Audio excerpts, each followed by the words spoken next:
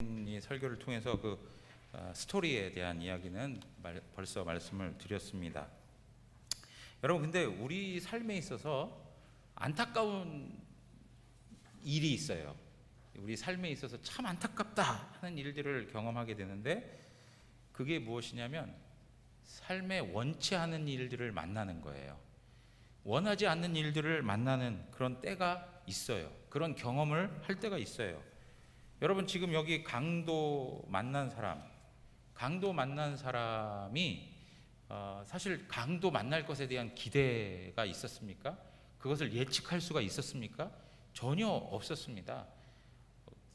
사실은 예루살렘에서 여리고로 내려가는 길목은 참 위험한 길이었어요. 그래서 그 당시에 예수님께서 이 이야기를 하시면서 예루살렘에서 여리고로 내려가는 어떤 사람이 있는데 하고 시작하실 때 그 주변에 있는 청중들은 벌써 이거 이상한데? 예루살렘에서 여리고로 내려가는 그 길목은 참 협곡하고 그래서 험난하고 거기에 강도 떼들이 출몰하는 일들이 굉장히 많은데, 야, 이거 무슨 사건이 일어나겠구나 라고 하는 생각을 했었을 거예요. 여러분, 우리가 흔히 갱이라든가 아니면 정말 위험한 도시를 거론할 때 뉴욕의 할렘가를 이야기하잖아요, 그죠? 할렘을 지난다, 할렘 스트리트를 지난다라고 하면 거기를 어떻게 지나갈 수가 있어? 이런 선입견이 다 있잖아요. 마찬가지로 예루살렘에서 여리고로 간다라고 하면 거기에 대한 선입견이 있는 거예요. 왜요? 그 길 자체도 어렵고 동시에 강도들이 얼마나 많이 출현하는지 많은 사람들이 피해를 봤어요. 그런데 여러분, 지금 여기에서 강도 만난 사람도 그 사실을 몰랐을까요? 알았을 거예요. 그러나 자기는 그러지 않겠지라고 하는 막연한 기대가 있었을 거예요. 자기는 그 어려운 문제를 해결할 수 있겠지, 그리고 만나지 않겠지, 나한테 무슨 일이라고 생길까라고 하는 그러한 심리를 갖고 그 길을 떠났겠죠. 그런데 어떻게 해요? 그런 일을 당하게 된 거예요. 바라고 기대하고 원하지 않지만 비참하게 되는 현실을 경험하게 되는 거예요. 여러분, 우리의 삶에 있어서 그런 일들이 얼마나 많습니까? 망해서 실패합니까? 아니, 원해서 실패합니까? 망하는 것을 기대한 사람이 있어요? 없어요. 다 기대를 품고 소망을 품고 좋은 꿈을 꾸고 일들을 시작했어요. 그런데 원치 않게 실패하는 일이, 망하는 일이, 좌절하고 절망하는 일이 생겨나는 거예요. 여러분, 지금 오늘 이 본문에서 보면 여리고로 내려가다가 강도 만난 자가 거의 죽을 뻔한, 완전히 죽을 지경에 처한 상태가 되었다라고 얘기하고 있어요. 옷은 벗겨지고 폭행을 당하고 완전히 죽을 것 같은 처지에 놓였다라고 얘기해요. 여러분, 이러한 모습을 보면서 우리는 뭐를 또 읽을 수 있냐면, 이 사람이 강도들에 대해서 심각하게 아주 저항을 했구나라고 하는 것을 알 수 있어요. 여러분, 옛날 고대의 강도들, 고대 아니고요, 우리나라만 해도 몇십 년 전만 해도요, 강도들이 들어와서, 도둑들이 들어와 가지고 자기가 원하는 돈이든 물건이든 그런 것만 훔쳐 가지고 달아났지, 사람들 해하고 사람들 죽이고 이런 일은 많지 않았어요, 사실은. 저희 집도 강도 들어왔다가 나간 적이 있는데 사람을 해하거나 그러지 않아요. 여기 앉아 계신 분들 중에 강도나 도둑 경험해 보신 분들 많이 있으시죠? 그래서 다 살아 계시잖아요. 그건 뭡니까? 옛날에 도둑들은 그 정도로 사람 생명까지 위협하면서 이렇게 하지 않았어요. 그런데 여러분, 이 고대의 강도들 마찬가지인 거예요. 보편적으로 강도들 자기네들이 원하는 것만 가져가면 그냥 보내주는 거예요. 그런데 어떻게 해요? 지금 이 사람 극렬하게 저항했다라고 하는 생각을 할 수 있는 대목인 거예요. 자기 것을 지키기 위해서 자기가 기대하지 않았던 그 강도들을 만나면서 그 문제를 해결하기 위해서 적극적으로 나섰던 사람이었어요. 그러다 보니까 더 심하게 폭행을 당하고 거의 죽을 지경이 된 거예요. 이 사람의 성향을 놓고 보면 얼마나 삶을 열심히 살려고 하는 치열함이 있는지 알 수 있지 않을까요? 자기의 삶에 대해서 성실하고 최선을 다해서 노력하면서 자기의 성공과 자기의 꿈을 이루기 위해서 열심을 가지고 살았던 사람이라고 우리는 추측할 수 있어요. 그런데 원하지 않는 일들을 이렇게 만나게 된 것이죠. 사랑하는 성도 여러분, 이러한 모습 속에서 정말 불쌍한 처지에 놓이게 되었는데, 그런데 한 가지 더 인간 삶에 있어서 안타까운 일들 중에 또 하나의 문제가 뭔지 아세요? 원치 아니하는 현실을 만나는 것도 문제지만 또 하나의 안타까운 일은 어느 누구로부터 도움을 받을 수 없는 처지에 있다는 것. 그것 역시 우리 인간 삶에 있어서 큰 고통인 거예요. 여러분 오늘 31절 보세요. 31절에 보면 우리 한 목소리 읽어보겠습니다. 마침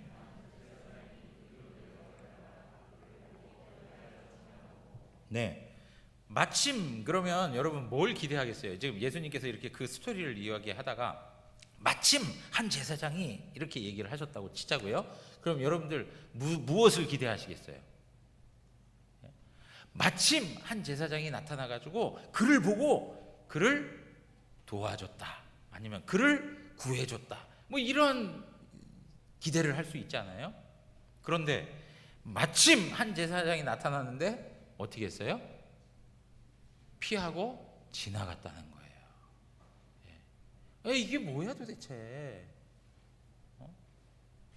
마침 그랬으면 그가 도움을 받았다라고 하는 어떠한 흐름의 전환이 있어야지 어떻게 이렇게 그 인생에 그 안타까움을 더할 수 있는 일이 생길 수 있냐 이거예요. 제사장도 봤어요. 그러나 피하여 지나갔어요. 레위인도 봤어요. 그러나 또 피하여 지나갔어요. 여러분 우리 삶에 있어서 누군가로부터 도움을 받을 수 없는 처지에 있다는 게 얼마나 안타까운 일인지.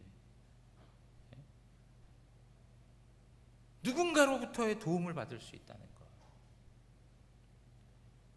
그런데 누군가가 도와줄 것 같았는데 그가 외면하고 떠나버려요. 누군가를 기대해봤는데 그가 그냥 사라져버리는 거예요. 여러분 그 마음이 더 고통스러운 거 아시죠? 조금의 기대를 가졌는데 막 죽을 지경에 쓰러져 있는데 누군가가 다가온 것 같은데 없어졌어. 정말 이렇게 그 뭐라고 그럽니까? 꺼져가는 등불, 그거를 그냥 완전히 꺼버리는 듯한 그런 상황에 직면한 거 아닐까요? 여러분 이러한 측면에 있어서 인생은 참 불쌍한 거예요. 우리 삶에 있어서 누군가에게 기대를 했는데, 누군가를 의지했는데 그 누군가가 나를 배신하고 그 누군가가 나에게 전혀 도움이 되지 않고 그 누군가가 나를 외면하는 그러한 일들을 경험한다면 그 마음이 얼마나 고통스러울까요? 여러분 이러한 모습 속에서 이 강도 만난 자는 참 안타까운 거죠. 여러분 그런가 이러한 일들이 우리 삶에 있다는 거예요. 우리 삶에 나타나고 있다는 거죠. 어려운 일을 경험하고 있어요. 누구도 원하고 바라던 일들이 아니었어요. 여러분 코로나로 인하여서 이 길거리에 있었던 상가들 하나하나가 다 문을 닫고 임대라고 하는 사인을 걸어놓는 그런 모습들을 보면서 참 안타까운 일들이 많죠. 정말 어떠한 그 마음으로 그 일들을 시작했는지 우리는 다 알 수 없지만 모두의 공통적인 생각은 그 사업을 통해서 잘 돼 보고자 했던 것이죠. 그런데 그러한 바람과 소망이 전혀 의미가 없는 것이 되어버렸어요. 마음의 고통은 더해가요. 살고 싶지 않다라고 하는 말들이 하루에도 수십 번씩 터져 나와요. 지쳤어요. 힘들어요. 처음에는 안타까워서 눈물도 흘렸는데 이제는 감각도 사라져 버렸어요.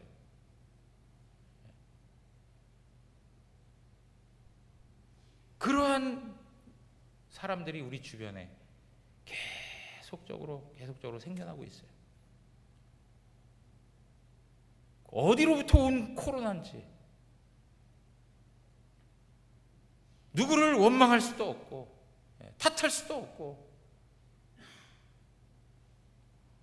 그래서 조금이라도 자기 마음에 거슬리는 사람이 있으면 그 사람을 하나의 제물로 삼아가지고 자신의 분노를 터뜨리고, 여러분 사회가 이렇게 골마져 가고 썩어져 가고 아파져 가는 이 현실을 우리가 경험하고 있는 것입니다. 여러분,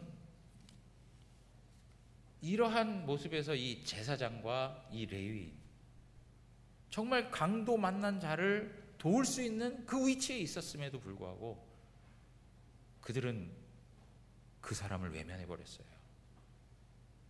여러분, 왜 예수님께서 제사장과 이 레위 사람을 등장시켰습니까? 그것은 이 이야기를 하게 된 동기가 그 전에 나타나게 되는데 무엇입니까? 어떤 율법사가 예수님을 시험하기 위해서 질문을 했어요. 선생님, 내가 무엇을 해야 영생을 얻습니까? 하나님 사랑하고 이웃 사랑하고 있습니다. 그러면 너도 그렇게 해라. 그러면 살리라. 그랬더니 자기를 옳게 보이려고. 여러분, 이 율법 교사는 자기 자신이 하나님의 율법에 충성되게 성실하게 그 모든 것들을 지키고 있다라고 자기 스스로를 만족스럽게 여기고 있었던 사람이에요. 자기 의에 사로잡혔던 사람이에요. 그래서 자기를 옳게 보이려고 뭐라고 얘기합니까? 그러면 예수님, 내 이웃이 누구입니까? 라고 이렇게 얘기해요.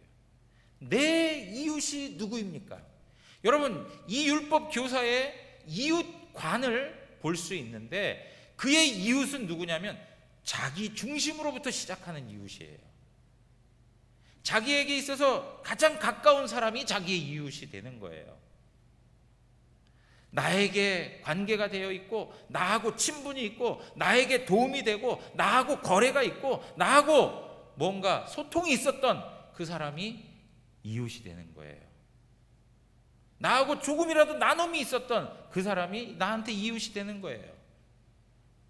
얼마나 자기 중심적인지 이 사람의 질문에 그대로 드러나고 있어요. 그 질문에 대해서 예수님께서 지금 강도 만난 자의 이야기를 통해서 그 율법 교사의 마음을 파헤쳐내시는 거예요. 그러니까 율법 교사가 곧 누구와 같다는 거예요? 지금 제사장과 레위인과 같다는 거예요. 종교적인 의무를 다하고 종교적으로는 거룩해 보이고 경건한 것 같아 보이지만 사람이 보이지 아니하는 그곳에서 어느 누구도 그를 외면했다고 해서 비난하거나 욕을 하거나 하는 그런 사람이 없는 그곳에서 그는 국률의 마음을 갖지 못한 것이죠. 오로지 그에게 관심은 다른 사람들에게 보이기를 원하는 것이요, 자기 자신이 얼마나 수준 높은 사람인가를 드러내는 것에만 관심이 있었던 거예요. 하나님의 마음이 없었어요. 종교적인 의무와 봉사와 섬김은 다 했는지 모르지만 그의 마음에 하나님의 사랑이 없었어요. 그러니까 쓰러져 있는 그 강도 만난 사람을 보고 외면해버리고 가버린 것이죠. 그러면서 예수님께서 누구를 등장시킵니까? 선한 사마리아인을 등장시키세요. 여러분, 사마리아인은 유대 사람들이 볼 때에는 못마땅한 대상이에요. 그리고 수치스러운 대상이에요. 혼혈족이에요. 정통성을 다 상실해버린 마치 개와 같은 그러한 족속이라고 폄하했던 사람들이 바로 유대 사람들의 모습이었어요. 그런데 여러분, 여기에 이 사마리아인이라고 하는 사람을 등장시켜서 그가 강도 만난 사람을 돕는 역할을 부여하시죠. 이 사마리아 사람이 어떻게 합니까? 그 현장을 봅니다. 보는 것뿐만 아니라 그 마음 가운데에서 긍휼의 마음이 막 생겨나기 시작합니다. 마음으로 끝나지 않고 그는 그 사람들의 그 강도 만난 자에게 다가섰습니다. 다가서는 것뿐만이 아니었습니다. 더 나아가서 어떻게 했어요? 그가 가지고 있는 모든 것을 다 허비하면서라도 그를 도왔습니다. 그리고 세심한 배려도 아끼지 않았습니다. 자기가 없을 때 치료해야 할 비용을 제공했고요. 또 그 비용이 부족하였을 땐 자기가 와서 그것까지 갚겠노라고 이야기합니다. 자기 것을 아끼지 아니하고 강도 만난 자를 세우기 위해서, 그를 고치기 위해서 자신의 것을 완전히 다 쏟아붓습니다. 그런 헌신과 사랑이 이 사마리아 사람 가운데에 있었습니다. 여러분, 이러한 사마리아인의 모습은 결국엔 누구의 모습이었습니까? 우리 하나님 아버지의 모습이었습니다. 하나님 아버지께서 강도 만난 자와 같이 죽어 널브러져 있는, 영적으로 죽음 가운데 있는 우리 인류를 구원하기 위해서 그 비참함을 보시고 그 마음 가운데 충만한 사랑을 가지고 하나님의 아들 예수 그리스도를 우리에게 다가서게 하시고, 그리고 십자가에서 자신의 물과 피를 다 쏟으면서까지 우리를 영적으로 고치고자, 우리의 죄로 인하여 얻어진 상처와 아픔과 죽음의 현실을 고치고자 그 모든 일들을 행하셨습니다. 하나님의 마음이죠. 선한 사마리아인이 갖게 되는 그 마음, 그 모습은 바로 우리 하나님을 우리에게 잘 보여주고 있는 것입니다. 그러면서 예수님께서는 그 율법 교사에게 다른 질문을 하십니다. 36절, 우리 한번 다 같이 36절 읽어보겠습니다. 내 생각에는 이 세 사람 중에 누가 강도 만난 자의 이웃이 되겠느냐?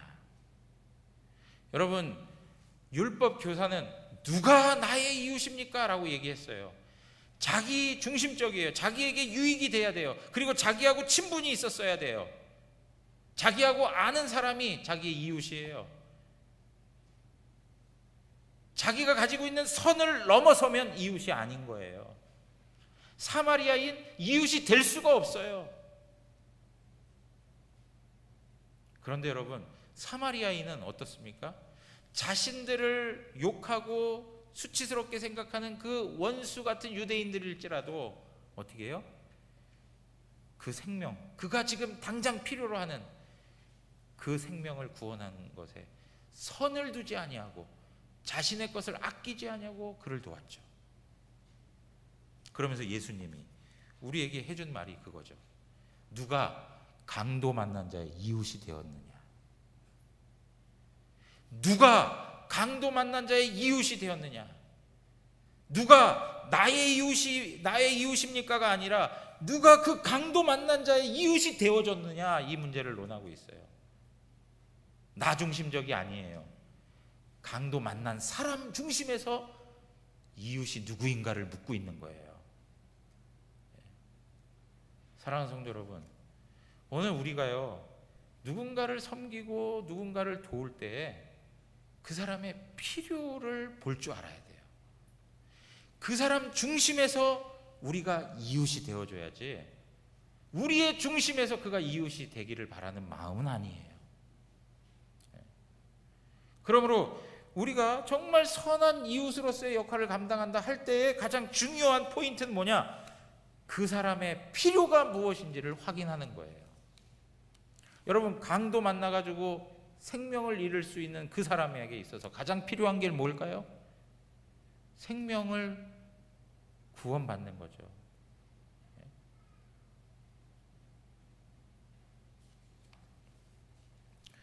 그 필요를 채워주는 자만이 좋은 이웃이 되는 거예요. 상대방의 필요를 공급해 줄 수 있는 자만이 진정한 이웃이 되는 거예요. 선한 사마리아인이 되는 거예요.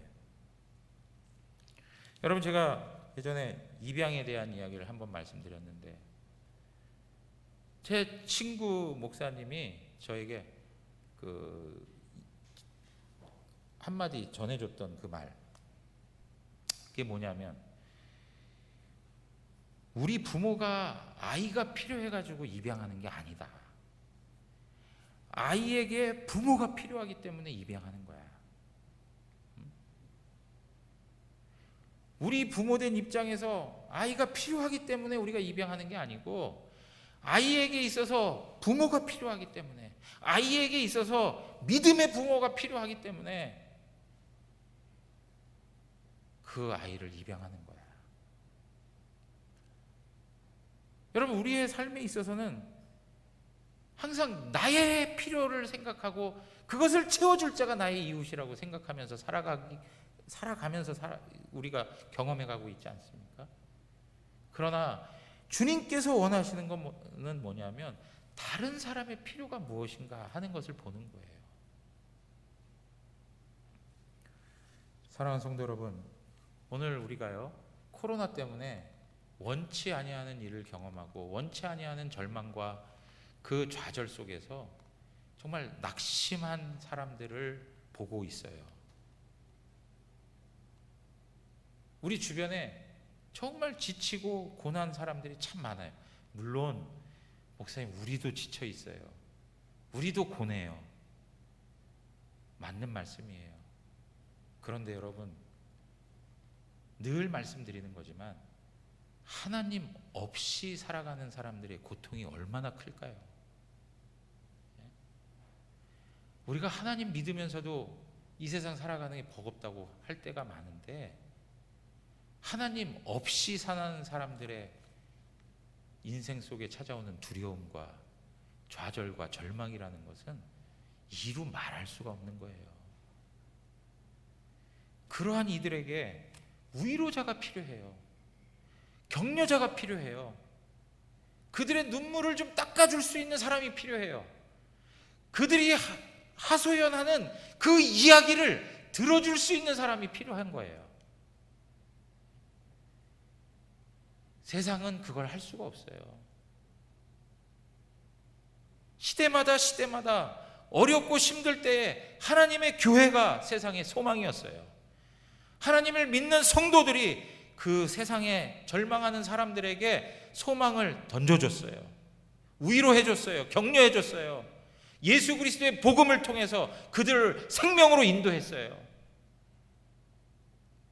여러분, 오늘 우리가 그 역할을 하자는 거예요. 강도 만난 사람처럼 거의 죽을 지경에 넘어져 있고 누워져 있는 그 사람들에게 다가가서 좋은 이웃이 되자는 거예요. 이미 하나님께서 우리를 좋은 이웃으로 불러주셨어요. 우리가 그 정체성을 다시 한번 확인하고 우리의 삶의 환경 속에서 그것을 실천하자는 거예요. 우리가 머무는 자리가 크지 않아요. 한 구석에 불과해요. 그렇지만 그곳에서 빛을 비춰준다면, 그곳에서 소망을 불어넣어준다면 우리의 사회는 지금보다는 달라질 거예요.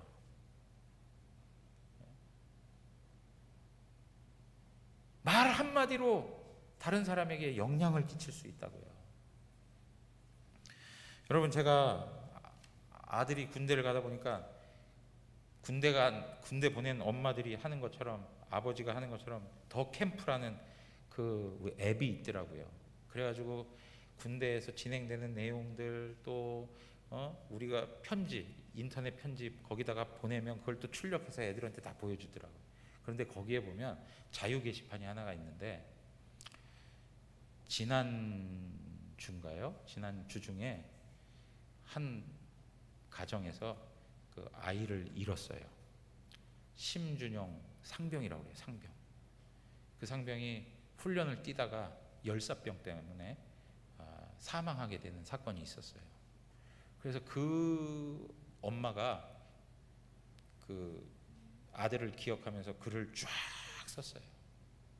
그거에 대해서 많은 분들이 거기다가 댓글을 달면서 위로를 전합니다, 위로합니다, 다 이렇게 했어요.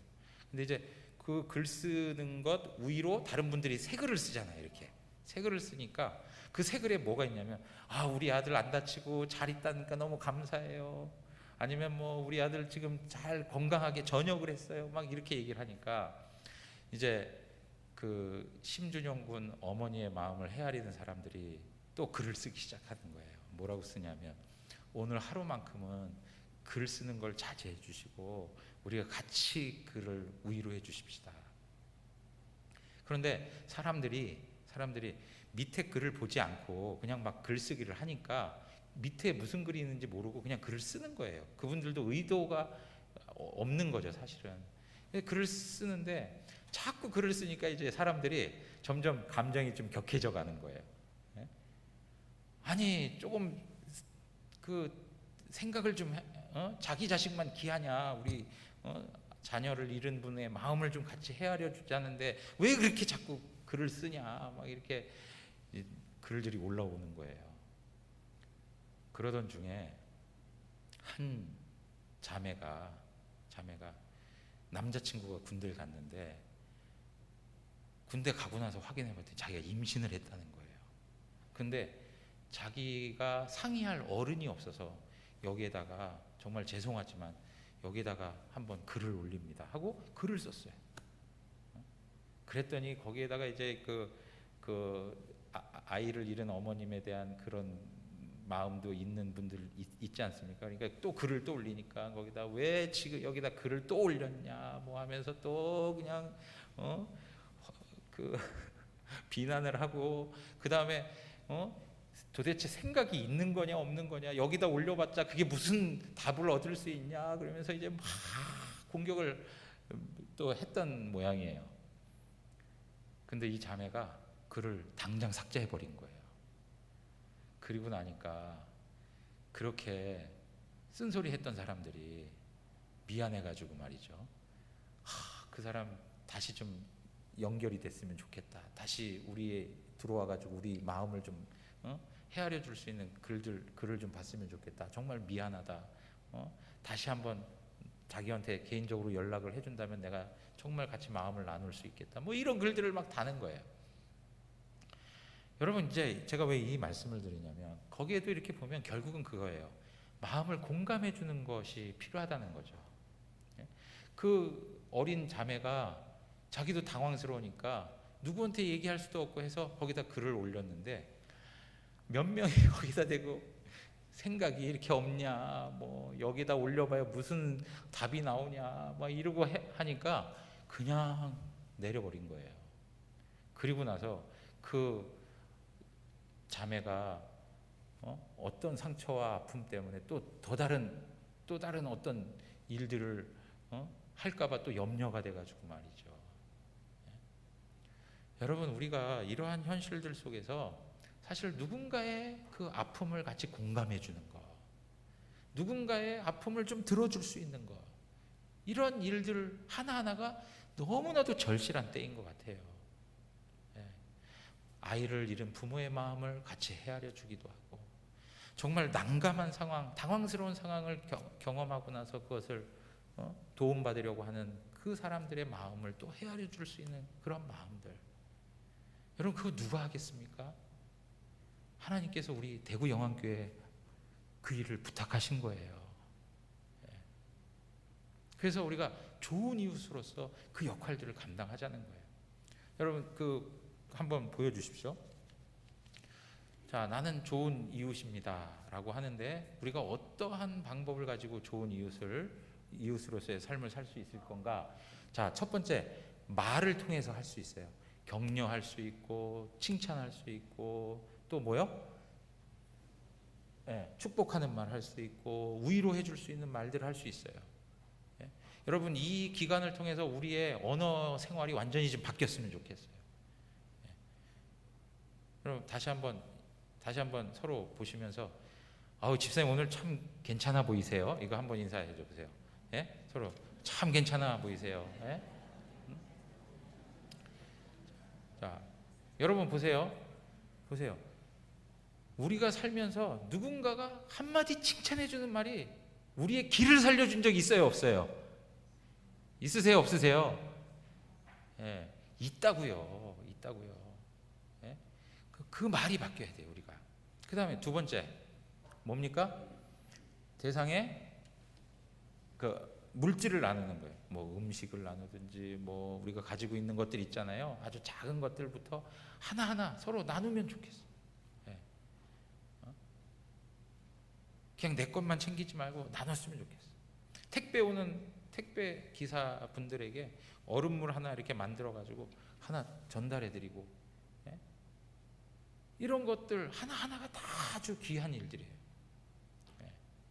그래서 우리 한번 힘내십시다. 우리 한번 일어섭시다.